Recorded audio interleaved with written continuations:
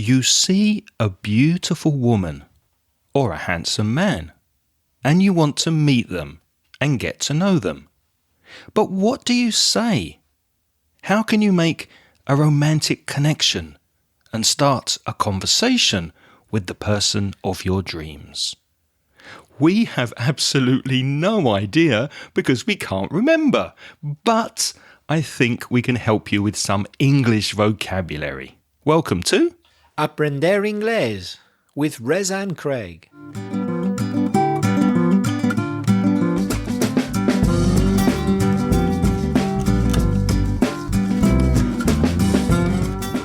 Hello and welcome. My name's Craig. And my name's Reza.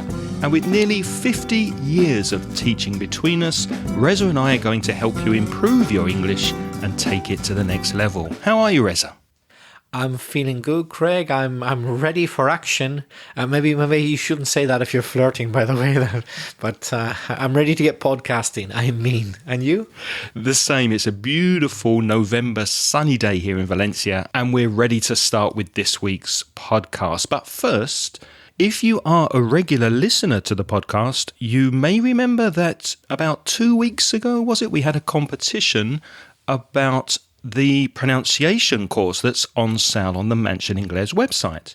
The question was, how many mispronounced words are there in the pronunciation course at store.mansioningles.net?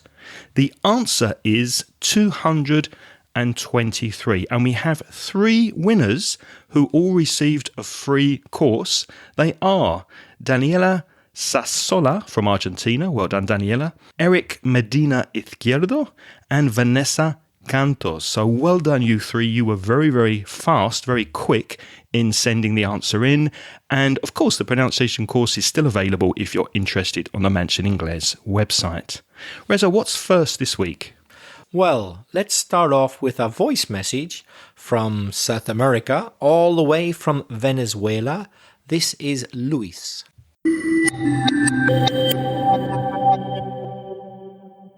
Hello, Reza and Craig.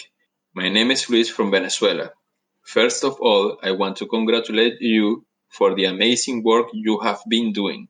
I discovered your podcast a few months ago, and I think they are wonderful. I would like you to give me some advices to improve my English. Let me tell you that after I finished college on December 2001, I went to England to study English. I was living in Bournemouth for 6 months, and I learned a lot in that time. I used to live with an English family, and that helped me so much, as I had to share with them the daily routines of a common family. I had the opportunity of visiting many touristic places in London, the south coast of England, and even Stonehenge. That, as a civil engineer, I think is an amazing and mysterious structure. I just try to imagine how they move those big stones without any modern machinery is something incredible. Well, after I came back, I never found a job where I could use English. And after 19 years, I have lost so much of what I learned. I would like you to give me some recommendations to improve my level of English. Thanks again. Bye.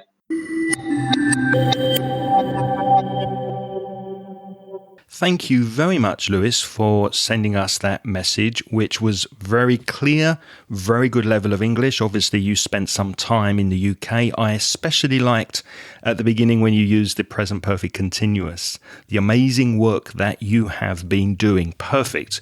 Well done, and thank you for the compliment. Any comments, Reza? Yes, thanks for your message, Luis. I agree with Craig. It's a very clear message. And on the whole, your grammar, vocabulary, and pronunciation are pretty good. I don't know what your level was like before. You say it's maybe gone down a bit, but it seems pretty good to me. So you obviously have high standards, which is good. Aim high, Luis. Yes. I think we can help you with 1 or 2 small things that you didn't quite get right in your message. Be careful of advice, because it's uncountable in English. You said advices, There's no S on the end, so just advice. So remember, some advice or a piece of advice. Another little thing is you said on December. Well, December, as you know, is a month. Prepositions are tricky in English. There's no logic to some of them. You either know them or you don't. And we say in a month. So in December, in February, in March, etc. In December. And there was also a small pronunciation problem with the sentence, I have lost so much. Lose is the infinitive. You lose something, to lose. And the past is lost, and the past participle is lost. So you said, I have lose or loosed. Change the vowel sound to o, I have lost so much. And that's a problem. When you don't practice your English, then you can lose some of your fluency, some of your vocabulary over time. So how can you get your level back? Well, one thing you are doing is you're listening to the podcast, which is great. So keep listening to podcasts, not only this one, find other podcasts that you're interested in, maybe around your hobby, your pastime, or even your job as an engineer. So try to find English content that you can connect with. Reza, any other advice for Luis? Yes, you could study online if you like with a private teacher. There's plenty of good teachers online. So if it's difficult to find anybody where you live, all you need is an internet connection. Why not join or start a conversation group? Yeah, you could start your own or join one that already exists and practice your English as much as you can with people who, like you, want to improve. Basically, in a word, be proactive. Do things to advance. Absolutely agree. And there's one recommendation I'd like to give you and other listeners who want to keep in touch with their English. There's a very good Facebook page called The Chat Box. The Chat Box. It will be in the show notes at inglespodcast.com/338. And it's a very proactive group. The people who are in the group constantly posting conversations and practicing their speaking. It's run by a lovely lady from Argentina called Katy, and she's a non-native English teacher, and she's very proactive in the group. So she's constantly posting material. So that's another place you could go to improve your English. What's next, Reza?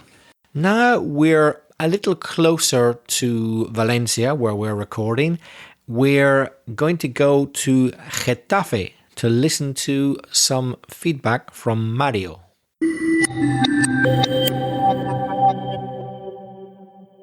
Hello, Reza. Hello, Craig. This is Mario from Getafe. I've been recently thinking about how flirting has changed over the years, and I think it might be a good topic to discuss on your podcast. I think you could explain us some related vocabulary, pickup lines, or just tell us some funny anecdotes about it. Thank you.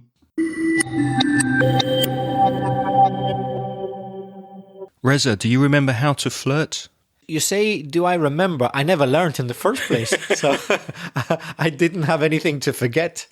Well, yes, I may have dabbled. To dabble, D-A-B-B-L-E, to dabble is to, without really knowing what you're doing or without any great depth, try something. So I've dabbled without much success. What about you? Exactly the same. I've dabbled as well in my younger days, and even though we can't quite remember and we were never good at flirting, not knowing a subject has never really stopped Reza and I from talking about it, and we hope we can help you with some vocabulary. Just one small thing, Mario, from your message, be careful of using the verb explain. You said, could you explain us? Use the infinitive. Could you explain to us? So I think you could explain to us would be a better sentence. We did speak about romantic body language on a previous podcast, which I think will help you. So go back to inglespodcast.com/243. And also we spoke about how to take a relationship to a physical level. And that was back in episode 183.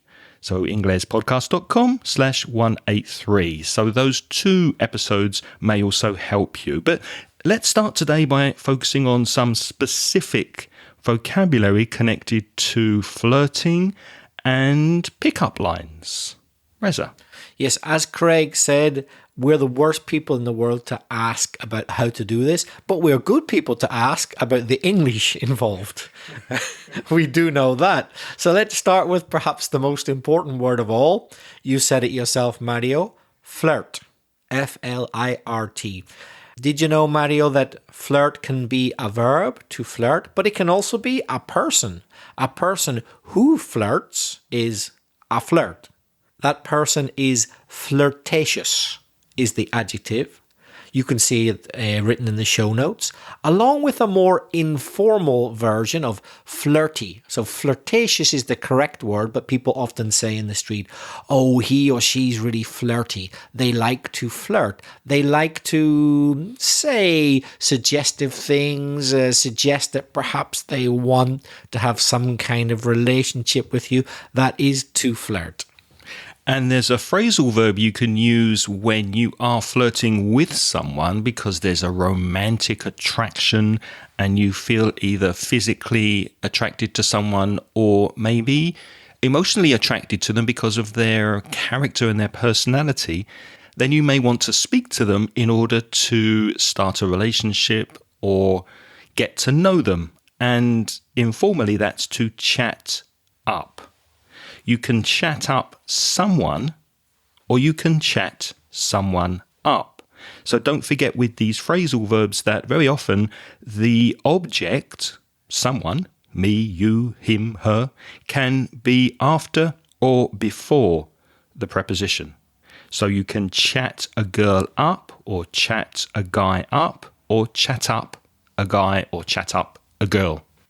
Yes, the preposition makes so much difference in a phrasal verb because I'm sure many listeners already know the verb to chat.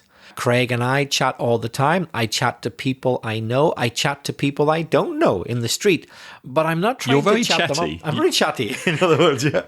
But I'm not trying to chat them up. Well, not all of them. Definitely not Craig, believe me, because he's a respectable married man. But you can chat to someone without chatting them up. So the verb with the preposition, phrasal verb, completely different to the verb without the preposition. So people chat every day to friends, family, whatever, but it's not every day that you try and chat someone up. Another phrasal verb, you'll notice that there are actually, coincidentally, a lot of phrasal verbs related to flirtation, is to pick up. Let's say you're trying to chat someone up. If you're successful, then you've picked them up. That means you're chatting up your lines, how beautiful you are, I love your eyes, all that. It worked. They're going to accompany you to, well, I don't know, some discreet place, and you will continue the relationship in another way. You have picked them up. You got lucky. And pick up can be used as an adjective. For example, if there's a bar that is for single people, you could call that a pick-up bar or a pick-up joint, Joint. A pick-up joint is a well-known place for meeting people. If you've picked someone up, another way of saying that is to pull someone. That's not physically pull them, is it? No. Well, hopefully that isn't your strategy. I don't think that'll work. That's a bit too caveman. No, you need to be a bit more subtle than that. So the colloquial use of to pull a person is to try to pick them up or to pick them up.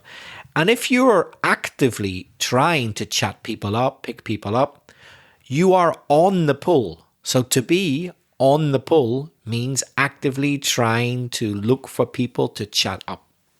If you see someone that you are attracted to, so to be attracted to, I'm attracted to this person, she's attracted to me, etc., then you obviously want to take the relationship further, go to the next stage. So if you're attracted to someone, then you ask them out. There's another phrasal verb, to ask someone out.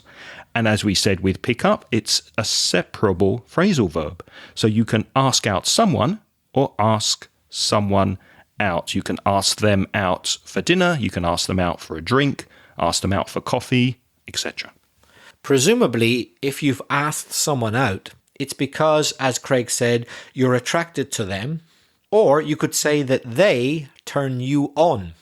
So, as Craig said, you've asked someone out because you're attracted to them, or you could say it's because they turn you on. So, you are attracted to, let's say it's a lovely woman, so you're attracted to her, or she turns you on.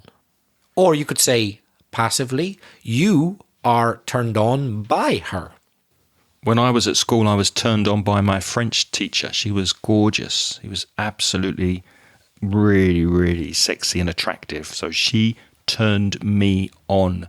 You probably know turn on as a phrasal verb when you're speaking about things like turning on the light, to turn on the TV, turn on the computer. When it's a person, then there's a sexual connotation, there's a sexual meaning implied in the phrasal verb. In other words, Craig thought that his French teacher was hot. She turned him on. He had the hots for her. Definitely. To have the hots for someone is that you think they are hot. It's a very informal expression. In other words, they turn you on. Isn't it strange that I sat at the front desk for every single French lesson because my French teacher turned me on and I was attracted to her, but I didn't learn any French? Isn't that strange?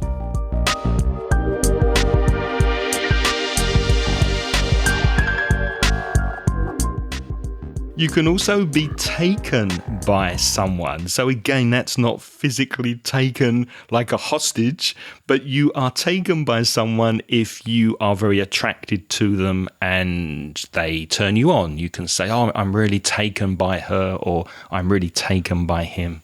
Oh, sorry, I've just got to digress a little bit. To digress means to go away from the main subject. To be taken by someone, Craig said. It just so happens that I was watching the series Taken on TV last night. Did you know there's a series?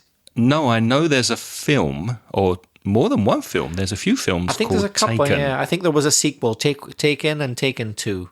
Right? But they've actually made a series out of it. I like the film so much that I started to watch the series. It's not as good as the film, but it's not bad.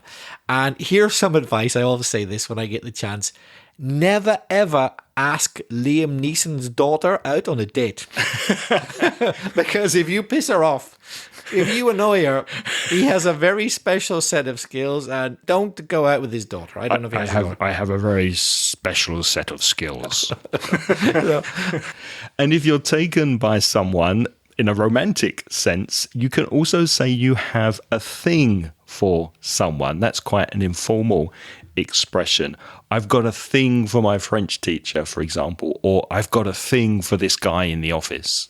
I fancy him. You fancy them. Yeah, that's a nice word. I've always liked that word. Oh, I fancy him. I fancy her. Fancy's confusing, isn't it? Because you can say, oh, I fancy a pizza, but I'm not attracted to the pizza in a sexual sense. But you can be attracted to someone in a sexual sense, and you can say, oh, I fancy him. I really fancy her. So fancy can be me apetece, like I feel like eating or drinking it, or I fancy going for a walk. And you can fancy someone, which means you're attracted to them. Do you fancy a cup of coffee after we record this episode? I'd love a cup of coffee. Yes, I really fancy a hot drink. Another phrasal verb, we told you there was going to be a lot, is the phrasal verb to eye up. Yes, eye, that part of your body, E-Y-E, to eye up. If you eye someone up or eye up someone, that means that you're looking at them in a suggestive way, or you're thinking about whether you find them attractive. You could also say to give someone the eye. That means that you're making it very obvious by the eye contact that you have that you want to try to chat them up. And when you eye someone up, that's usually looking at them up and down, we say. So you look at them up at the head or the face and you go down the body. So to look up and down someone's body is to eye them up. And obviously, if you fancy someone, you're attracted to them, you're taken by them, you probably want to speak to them. So then you would approach them. You would approach someone, or another phrasal verb, to go up to them. So if you go up to someone and start a conversation because you're interested to get to know them, you go up to them. You go up to them and say something. That's a selection of vocabulary that we think is very useful for you. Let's have a little bit of a discussion now, just to find out each other's opinions. I haven't asked Craig these questions in advance, so we're just kind of doing it as we go along. Craig, in your opinion, how has flirting changed over the years? Well, that was Lewis's comment, wasn't it? He said, in his opinion, and I don't know how old you are, Lewis, but we are in our 50s. So, not me. Oh, no, not you. You're younger, a lot younger. I am 49 and will be 50 next month, but I'm clinging on to that 49. I'm 49 until next month. So you're going to be 49 plus 14 months or plus 13 months. It's psychologically very different, because if you're on the pull, yeah, to be in your 40s, you still have a look in, but in your 50s, well, I don't know, looking pretty remote now. So apart from starting from next month, my chances are getting even more remote. I disagree. I think you can still pull in your 80s. So never give up. Never give up. It's like English. I couldn't pull in my 20s. Neither could I. So I don't know if flirting has changed over the years. I remember my flirting days being on the pull in my late teens and 20s. Very much in the UK was going to discos, going to bars and clubs with some friends and trying to meet girls that I felt attracted to. But I always felt very awkward. I always felt that it was very difficult for me to start a conversation with a girl I was attracted to. And I never really learned how to do it. I never really was good at meeting girls. What about you? Same for me. Exactly the same case for me. And if we're talking about what has changed, of course, the most obvious change is internet. People now flirt online. Most of the flirting in my younger years, there was no option of doing it in internet. But now a lot of people flirt exclusively on internet. They don't do it any other way. Yeah. Some people, probably most people, do a mixture, some in person and some online, but there are some people who exclusively flirt online. They write flirty things, they send flirty pictures. When we were growing up, of course, you had to do it in person, which, in my opinion, takes more courage. Yes, I agree. And one thing I've noticed since living in Spain is that socially, young people are more in groups than they were in the UK. And because of the way the pubs in the UK are structured, and this is before coronavirus, obviously, we're recording this in 2020, but when you could go and socialise in British pubs, it was easier, I think, to meet a girl at the bar, to walk around a pub. And here in Spain, I see younger people in very closed groups. And it seems to me that it's more difficult to chat up a girl who's with a closed group of friends. If you go up to a table and start speaking to someone you don't know, then it's really an uncomfortable situation if you're trying to meet a girl. Where I grew up in the UK, in London clubs and discos, that wasn't the case. I've noticed that as well. I think it's a Mediterranean thing. I think it's probably quite similar in Italy and other countries. It just seems a Mediterranean cultural thing that young people often go out in groups. So it's quite hard to find the courage to try and chat up somebody who's in a group, because if you fail, you fear looking ridiculous. And in my case, there's 99.9% chance that you will fail, so you just don't want to take the risk. Yeah, it's embarrassing if you get refused. What do you think's the best way to approach someone you fancy who you've never spoken to before? Well, we can talk about that in more detail a bit later, about what to actually say. Yeah, what to say. We'll give you some lines, but I wouldn't go straight up to them, looking them in the face. I would kind of slowly position myself to get near them, and then when I'm near, kind of casually say something. But I wouldn't have the guts to walk straight up to someone and just say something. Would you? No, I wouldn't. And to have the guts means have the courage, and that was something I was very, very bad at. So we can give you some ideas of what to say, But the courage, I'm afraid we can't give you because neither of us had the courage when we were younger. And Craig, do you think body language is really important? I think it's more important than what you actually say. And I think how you say something in English, not only for flirting, in general, is much more important than what you say. The intonation, smiling when you say it is really important, and obviously making eye contact. And the other person probably will be a bit nervous too.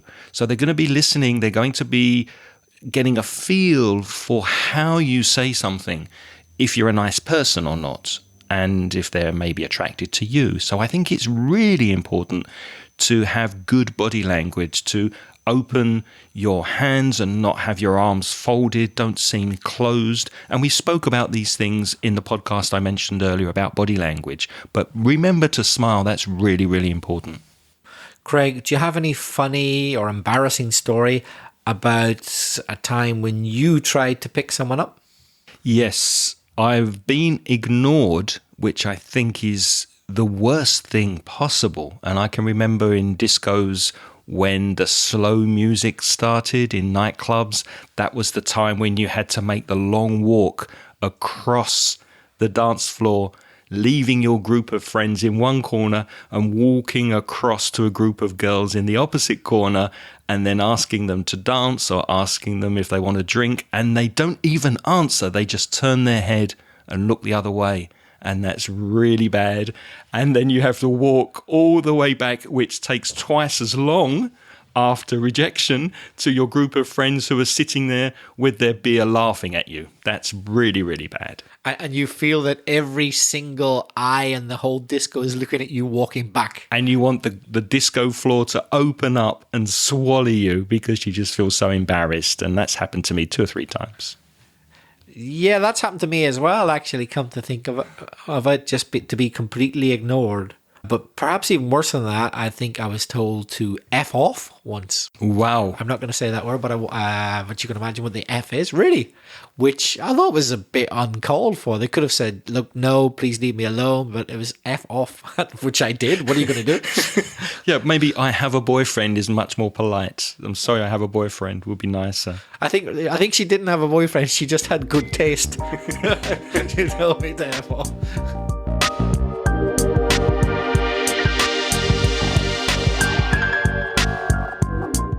One thing I will add is that it's really important if you are attracted to someone that you know to let them know. Because a few times in my life I have been attracted to girls and I haven't said anything and we've had a platonic relationship. We've stayed friends even though I really fancied them. And looking back, I wish I had let them know, because even if they're not interested in a romantic relationship with you, it's a compliment. It's always a compliment to say you're attracted by someone. So if you're worried about what the answer will be, don't be. Just say it and clear the air and let the person know. Do you agree with that? Yeah, it's true. As Craig said, it's a compliment. Maybe they're not interested in you, but the fact that you're interested in them, well, they can take it or leave it. Either it's of no relevance whatsoever and they don't care, but they're not going to be offended by it.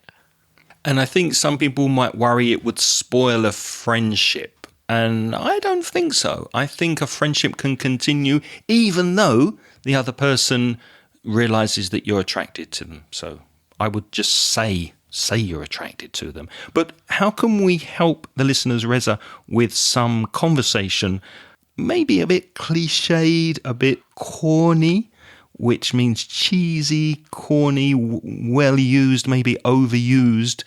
But how can people approach someone they're attracted to and start speaking? What can they say? Well, there are certain lines, as we call them, chat-up lines, which people say, and some of them are kind of standard because they're kind of inoffensive. So when you hear them, you know if someone says them to you that they're trying to chat you up, but they haven't said anything offensive. There are other lines which can be a bit offensive, but let's give you a few examples of kind of tried and tested lines. So they're cliched, true, but they can't really cause any harm. For example, you could just say to someone that you fancy, haven't I seen you somewhere before? even though it's a complete lie. You know you've never seen them anywhere in your life, but you just say it as a way of breaking the ice, as a conversation starter. Haven't I seen you somewhere before? Or if you're in a bar or a club or anywhere social, or even in the supermarket, you could say, I don't think I've seen you here before. Do you live locally? I don't think I've seen you here. Is this your first time?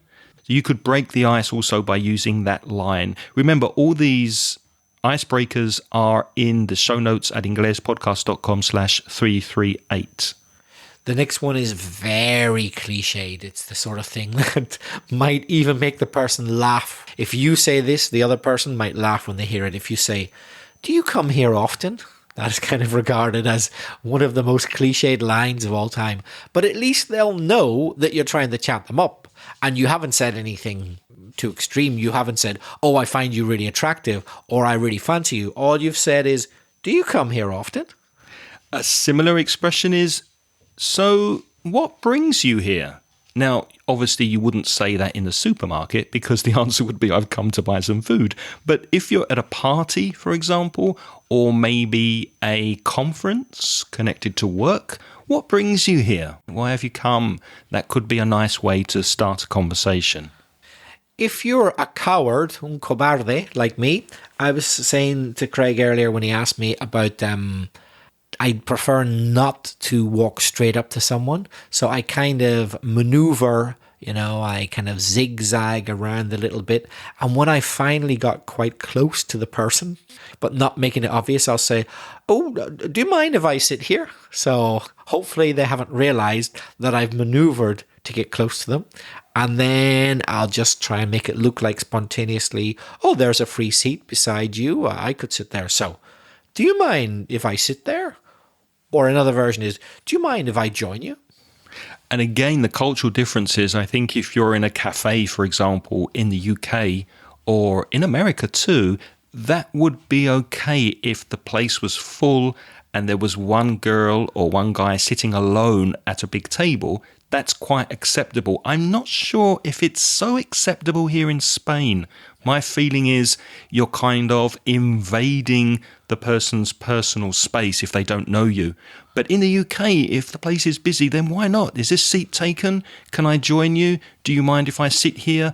Are very acceptable. But remember that polite intonation and remember to smile when you say it. And if you're at a club or in a bar, can I buy you a drink is a nice way to start a conversation. Can I buy you a drink?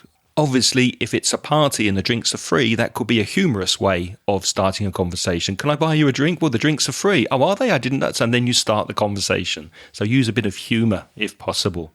We have noticed on the internet that there are typical pickup lines that are used, but we don't recommend that you use these. We're going to include them at the end of the episode. So the ones we've said up to now, they're fine, they're neutral, and they're fairly polite. The ones we're going to give you at the end of the episode are not so please don't use those. They're just there for your entertainment. And now it's your turn to practice your English. Do you have a funny or embarrassing story about a time you tried to pick someone up? We'd love to hear it. Why not send us a voice message and practice some of the vocabulary from this episode? Reza, how can people get in touch with us? You can send us a voice message. You can send it to www.speakpipe.com/inglespodcast. Or if you wanted to send an email, written feedback, comment or a question, where can they send the email to, Craig?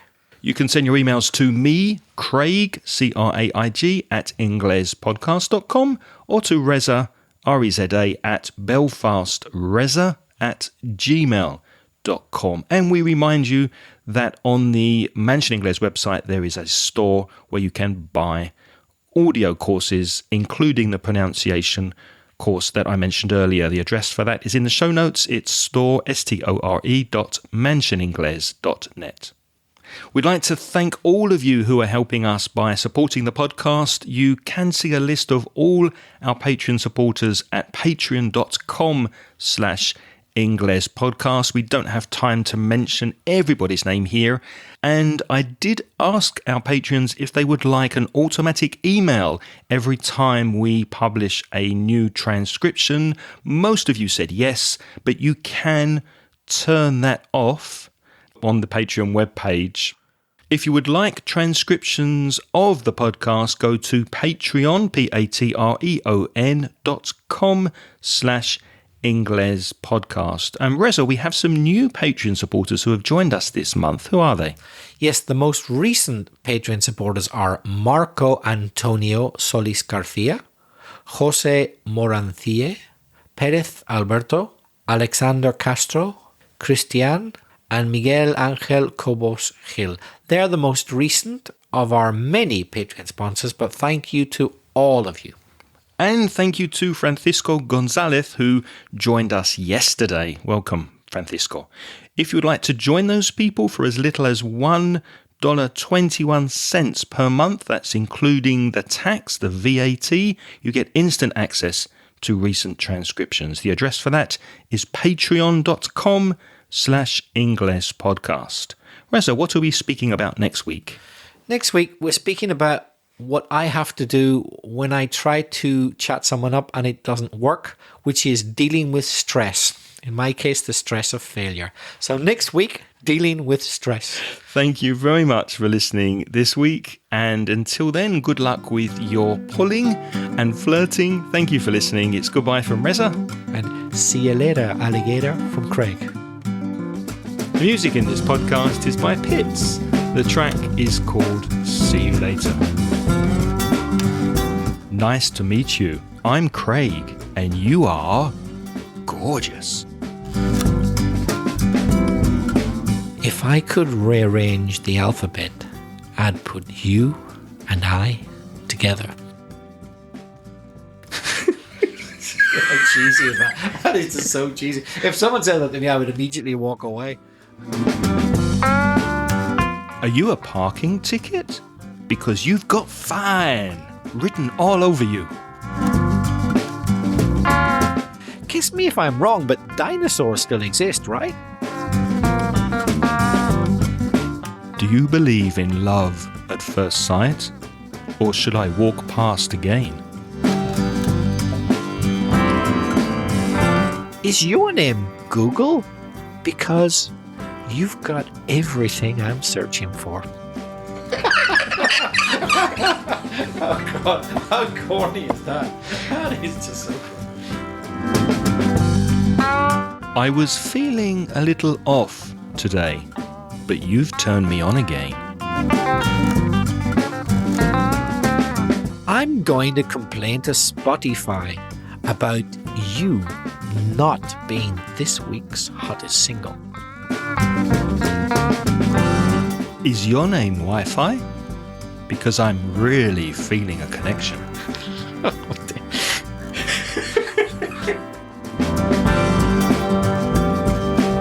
We're not socks, but I think we'd make a great pair. Excuse me, there's something wrong with my mobile phone. It doesn't have your number in it. I want someone to look at me the way I look at chocolate cake. You're like a dictionary. You add meaning to my life. Oh my God. I wouldn't say that to a stranger ever.